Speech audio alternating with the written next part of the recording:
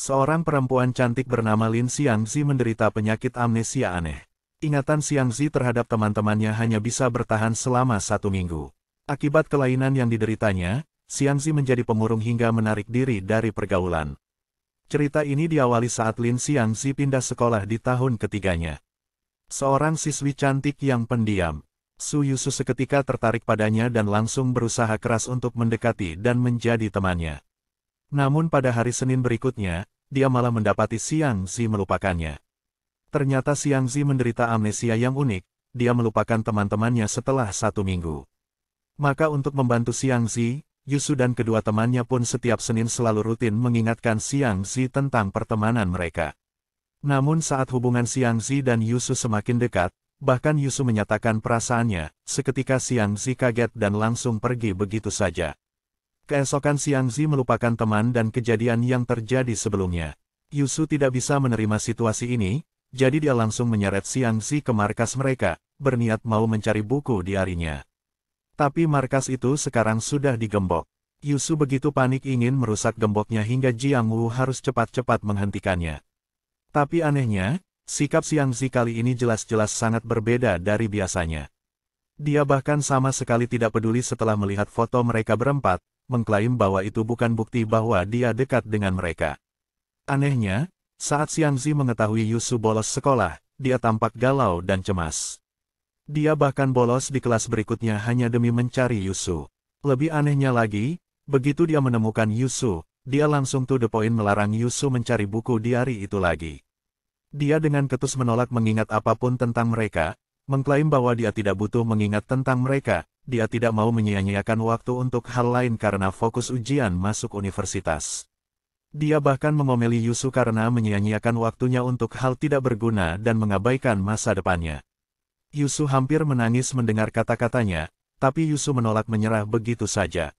Dia yakin bahwa Xiangzi bersikap seperti ini hanya karena penyakitnya. Xiaonan dan Jiang Wu baru datang, tapi Xiangzi langsung menegaskan pada mereka untuk tidak dekat-dekat dengannya, terutama kau, Su Yusu.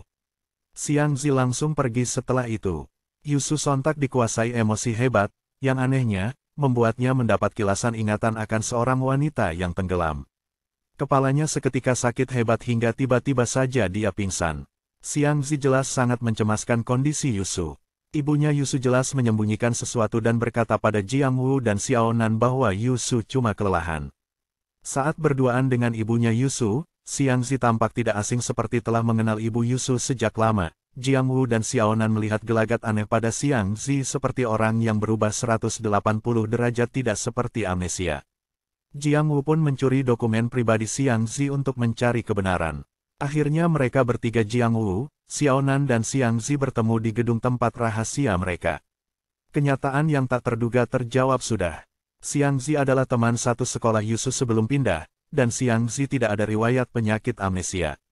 Xiangzi akhirnya mengakui bahwa dia memang berbohong pada mereka. Sebenarnya dia ingin sekali menceritakan kebenarannya pada Yusu, tapi pada akhirnya dia tidak sanggup melakukannya, karena sebenarnya, yang amnesia justru Yusu. Kejadian bermula saat Suji dan Xiangzi tercebur di sebuah danau. Keduanya tidak bisa berenang. Yusu yang mendengar teriakan Xiangzi langsung lari menolong. Dia berhasil menangkap tangan Xiangzi, tapi dia gagal meraih tangan Sujie. Sujie yang sudah kehabisan tenaga, akhirnya tenggelam semakin dalam. Di saat ini, Yusu terpaksa harus memilih salah satu dan memutuskan untuk menyelamatkan Xiangzi duluan. Tapi saat dia sudah berhasil membawa Xiangzi ke perahu, kepala belakangnya tiba-tiba terantuk besi holder dayung perahu cukup keras sampai berdarah dan kepalanya berdengung cukup hebat. Dia berusaha bertahan dan kembali masuk air untuk menyelamatkan Sujie, tapi darahnya keluar semakin banyak hingga akhirnya Yusu pingsan di dalam air, hanya Xiangzi yang selamat tanpa cedera. Sujie meninggal dunia, sedangkan Yusu koma. Keluarganya Sujie sangat murka pada Xiangzi dan menyalahkannya atas kematian Sujie. Bahkan teman-temannya di sekolah pun mulai menjauhinya dan memusuhinya, juga menganggapnya pembawa sial. Suatu hari, Xiangzi akhirnya mendapat kabar bahwa Yusu sudah siuman dari komanya. Namun saat tiba di rumah sakit, Yusu sama sekali tidak mengenalinya, dia melupakan segalanya. Dokter menduga amnesia Yusu disebabkan oleh PTSD, dia sulit menerima kenyataan, makanya alam bawah sadarnya memilih untuk melindungi dirinya sendiri dengan melupakan segalanya. Ibunya Yusu tidak ingin putranya terus menderita, dan akhirnya membawanya pergi pindah ke kota lain. Perasaan bersalahnya yang begitu besar, ditambah dengan perlakuan buruk semua orang terhadapnya, pada akhirnya membuat Xiangzi menjadi depresi berat sehingga dia harus mendapatkan pertolongan psikiater. Prestasi belajarnya di sekolah pun jadi terganggu. Semua inilah yang akhirnya membuat ibunya Xiangzi memutuskan untuk memindahkan Xiangzi ke sekolah lain dan menitipkannya di rumah bibinya. Namun siapa sangka ternyata takdir membawanya kembali bertemu dengan Yusu. Sekolah barunya ternyata sekolah yang sama dengan sekolah barunya Yusu. Pertemuan yang tidak disangka-sangka inilah yang membuatnya sempat meminta pada ibunya untuk pindah sekolah lagi. Dia benar-benar tidak tahu bagaimana harus menghadapi Yusu, dia merasa dirinya tidak pantas menjadi teman Yusu, makanya dia terpaksa harus mengarang kebohongan tentang amnesia 7 hari. Dia berharap kebohongannya akan membuat Yusu menyerah, tapi ternyata Yusu menolak menyerah, malah dengan gigih membantunya untuk sembuh dari penyakit pura-puranya ini. Mendengar cerita Xiangzi, Xiao Nan langsung memeluk Xiangzi, dan ia akan pergi setelah ujian masuk universitas selesai nanti. 5 bulan berlalu Jiang Wu dan Yusu duduk di kolam renang. Xiangzi bercerita jika ia ingin kuliah di universitas yang sama dengan Xiangzi. Jiang Wu yang tidak setuju dengan Yusu. Terjadi adu mulut dan pertengkaran antar keduanya. Jiang Wu ingin Yusu melupakan Xiangzi. Terang saja Yusu jadi emosi dibuatnya, mengira Jiang Wu membenci Xiangzi karena penyakit amnesianya. Hingga akhirnya mereka tercebur di kolam, di saat inilah ingatan masa lalu Yusu akhirnya mulai kembali.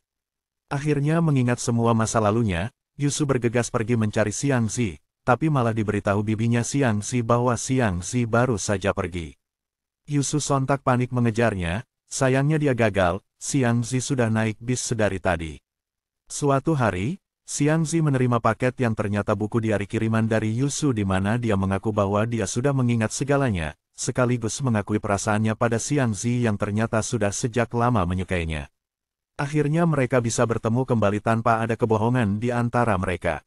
Cerita sampai di sini dulu ya, kalau kamu suka jangan lupa subscribe. Terima kasih.